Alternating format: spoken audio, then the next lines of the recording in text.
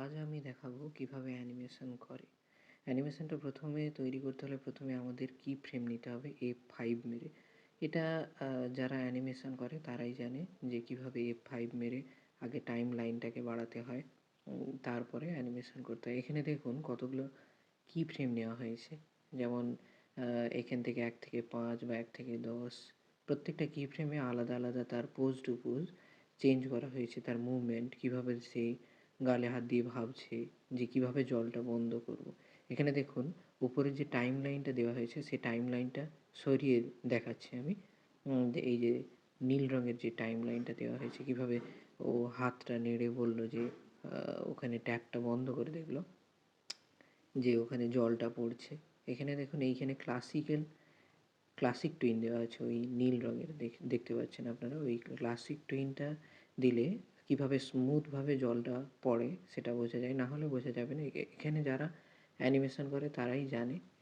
সেটা বলছি না আমি যে সবাই অ্যানিমেশন করতে পারে কি না। এখানে কীভাবে F7 মারা হয়েছে, মানে F7 মানে ক্লিয়ার কি ফ্রেম করা হয় যেটাতে।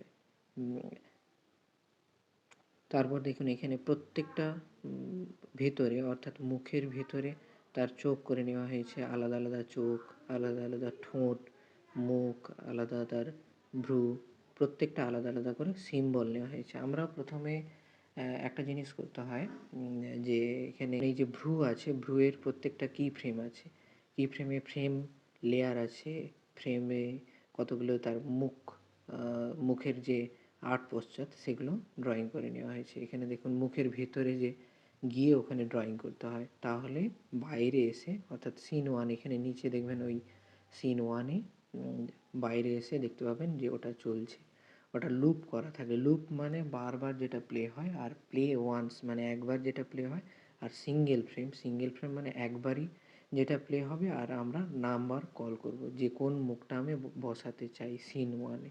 এইভাবে সিন 1-এ আমরা প্লে করেছি।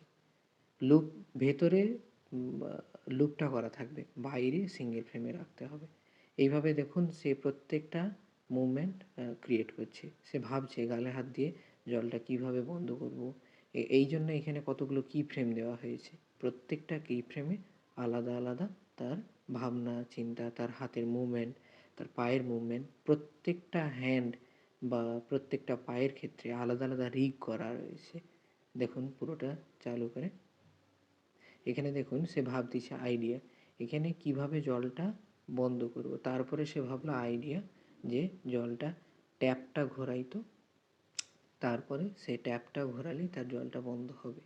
এখানে দেখুন এই গালে হাত দেওয়া হয়েছে, প্রত্যেকটা বারবার একবার হাতটা নামাচ্ছে ওঠাচ্ছে, একবার হাতটা এখানে কপি করে পেস্ট করা হয়েছে, মানে অল্ট ধরে একটা লেয়ারকে বারবার করে প্লে করা, একটা লেয়ারকে আরেকটা, একটা লেয়ার বন্ধ করে আবার অন্য আরেকটা লেয়ার।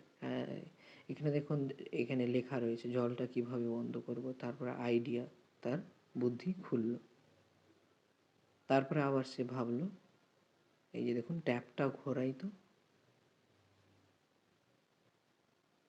এইভাবে সে জলটা বন্ধ করবে। অর্থাৎ তার হাতের যে মুভমেন্ট, একটা কার্টুনকে জীবন্ত রূপ দেওয়া হয় অ্যানিমেশনে। ছবি আঁকার ক্ষেত্রে আমি ছবিও এঁকেছি, আর আমার পেশাটা হচ্ছে ছবি আঁকাই, কিন্তু আমি তার সাথে অ্যানিমেশনও হালকা শিখেছি আর কি। সেই অর্থে আমি আজকে অ্যানিমেশনটা নিয়েই এসেছি। অ্যানিমেশনটা কীভাবে করে, অ্যানিমেশনটা এখানে প্রত্যেকটা দেখুন ওর যে পেটের ভাঁজ, এটা অ্যান্টিসিপেশন করা রয়েছে, অর্থাৎ কীভাবে পরের যে স্টেপটা কীভাবে নেবে সেটা অ্যান্টিসিপেশন করা রয়েছে। প্রথমটা কঠিন মনে হলো, লাস্টের দিকটা সোজা, এইভাবে অ্যানিমেশনটা করা হয়েছে।